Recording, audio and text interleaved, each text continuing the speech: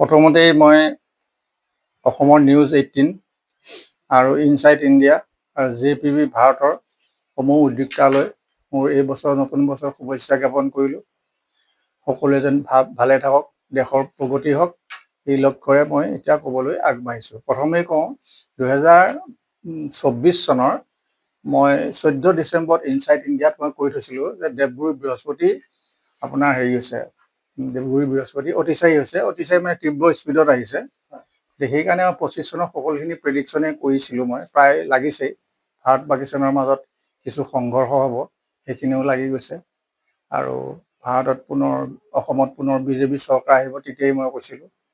আৰু আহি আজি ইলেকশ্যনৰ সময় পালেহি আৰু অসমত মই গ্ৰহ নক্ষৰ বিশ্লেষণ কৰি গম পাইছোঁ যে, আৰু তেতিয়াও কৈছিলোঁ, আজিও কওঁ, হিমন্ত বিশ্ব শৰ্মাই অসমৰ মুখ্যমন্ত্ৰী হ'ব আৰু অসমত BJP চৰকাৰ প্ৰতিষ্ঠিত হ'ব মানে 26 বৰ্ষত। কাৰণ কিয়নো 26 বৰ্ষত যদি নিউমাৰলজিকেলি চাওঁ, সূৰ্যক আমি ৰজা হিচাপে ধৰোঁ।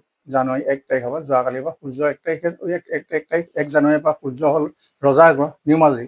আৰু যদি আমি হিন্দু কেলেণ্ডাৰত চাওঁ, 19 মাৰ্চৰ পৰা দেৱগুৰু বৃহস্পতি আপোনাৰ ৰজা হ'ব আৰু মংগল গ্ৰহ হ'ব আপোনাৰ মন্ত্ৰী। কিন্তু জ্যোতিষ শাস্ত্ৰত সূৰ্য, বৃহস্পতি আৰু মংগলৰ এটা ভাল সমন্বয় আছে আৰু মৈত্ৰী গ্ৰহ হয়। তেওঁলোকৰ তিনিটা কম্বিনেশ্যনত বা সমিলমিলত খুব ভালেই হ'ব ভাৰতবৰ্ষত। কিন্তু কেইটামান বস্তু থাকিব, প্ৰাকৃতিক দুৰ্যোগ, মানুহৰ মৃত্যুৰ হাৰ বা আন্দোলন বা ওচৰ চুবুৰীয়া দেশৰ লগত কিছু সীমা বিবাদ, এনেকুৱা ধৰণৰ কিছুমান ক্লেছ থাকিব, সেইবিলাক চলি থাকিব। তাৰপিছতে ভাৰত টেকন'লজিত বহুত যথেষ্ট আগবাঢ়িব।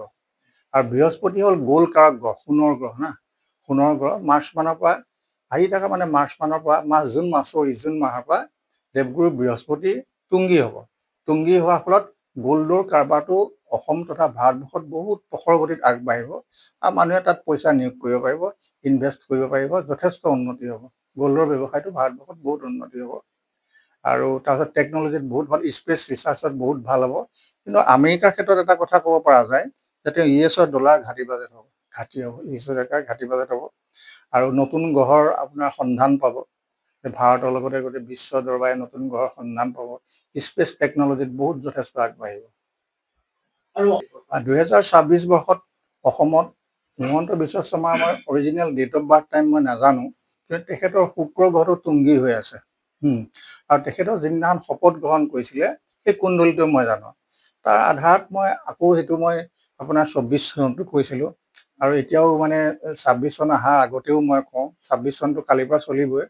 তাৰ আগতে কওঁ, হিমন্ত বিশ্ব শৰ্মাই বিৰোধী প্ৰাৰ্থীক মানে ডমিনেট কৰিব পাৰিব। সম্পূৰ্ণ নিবনুৱা সমস্যাৰ সমাধান হ'ব আৰু নিবনুৱাসকলৰ বহুত উন্নতি হ'ব আৰু মহিলাসকলৰ বিশেষকৈ বেছি প্ৰগ্ৰেছ হ'ব। সেইটো আপোনালোকে শুনি আহিছে আৰু অসম চৰকাৰে সেইটো তাৰ কাৰণে ব্যৱস্থা কৰিছে। আৰু সেই সম্পৰ্কত এটা কথা কওঁ মই, মানে সকলোৰে ডেট অফ বাৰ্থ টাইম বেলেগ বেলেগ, সেই নিজৰ সকলো ভাগ্য বেলেগ বেলেগ হ'ব। কিন্তু এজে হ'ল ৰাশিৰ সম্পৰ্কত কিছু কথা ক'ব পাৰোঁ। মেষ ৰাশিৰ অধিপতি গ্ৰহ হ'ল মংগল গ্ৰহ। মংগল হ'ল ফায়াৰ প্লেনেট। তেওঁলোকৰ মানে এটা কথাত ধ্যান দিব লাগিব, তেওঁলোকৰ সোনকালে মূৰৰ বিষ আহিব পাৰে, হেডেক আহিব পাৰে, মেণ্টেল টেনশ্যন বহুত মেণ্টেল টেনশ্যন তেওঁলোকৰ আহিব। তেওঁলোকে ধ্যান দিব লাগিব আৰু ফ'কাছ কৰিব লাগিব, নিজৰ এডুকেশ্যনত ফ'কাছ কৰিব লাগিব, নিজৰ কামত বেছি ফ'কাছ কৰিব লাগিব। তেতিয়া তেওঁলোকৰ উন্নতি হ'ব। আৰু তেওঁলোকে প্ৰতিকাৰ হিচাপে গায়ত্ৰী মন্ত্ৰ, যিকোনো গায়ত্ৰী মন্ত্ৰ, শিৱ গায়ত্ৰী মন্ত্ৰ, বিষ্ণু গায়ত্ৰী মন্ত্ৰ, সৰস্বতী গায়ত্ৰী মন্ত্ৰ, এইবিলাক পাঠ কৰি থাকিলে, ধাৰণা কৰি থাকিলে তেওঁলোকৰ যথেষ্ট যিবিলাক গ্ৰহে ইম্পেক্ট ঘটাব, সেইবিলাক লঘু হৈ যাব, নাইকিয়া হৈ যাব। 2024 চনত ভাল ৰাশি বুলি ক'লে মিথুন ৰাশি, কন্যা ৰাশি, বৃশ্চিক ৰাশি আৰু মকৰ ৰাশি সবতকৈ বেছি ভাল ৰাশি। দেৱগুৰু বৃহস্পতি অতিচাৰী হৈছে। বৃহস্পতিয়ে প্ৰতিফলন ঘটাব, এডুকেশ্যনত প্ৰতিফলন ঘটাব, ধৰ্মত কৰিব আৰু দুষ্টক দমন কৰিব, শান্তক পালন কৰিব আহিছে তেওঁ এবাৰ। সেইকাৰণে আৰু মই মমতা বেনাৰ্জীৰ ডেট অফ বাৰ্থ টাইপ নাজানো, কিন্তু তেখেতে যেতিয়া শপত গ্ৰহণ কৰিছিল সেইটো মই জানো। তাৰ আধাৰত তেখেতৰ যদি বিষ লগ্ন হয়, তেতিয়াহ'লে তেওঁৰ মানে শুভ দশাবিলাক শেষ হ'ল।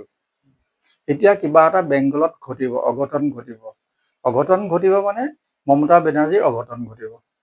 আৰু মমতা বেনাৰ্জী প্ৰায় নিশ্চিত মানে এইবাৰ মানে চৰকাৰ গঠন কৰাত যথেষ্ট তেওঁ কষ্ট আছে আৰু সফল হ'ব নোৱাৰিব। তাত বিজেপিয়ে বহুত অগ্ৰসৰ হ'ব, বিজেপি ভাল ফল প্ৰদান কৰিব তাত। মানে এবাৰ আপোনাৰ পশ্চিমবংগতো বিজেপি শাসন কৰা পুৰা ফুল সম্ভাৱনা আছে। মোৰ নাম শ্ৰী হৰেকৃষ্ণ দাস।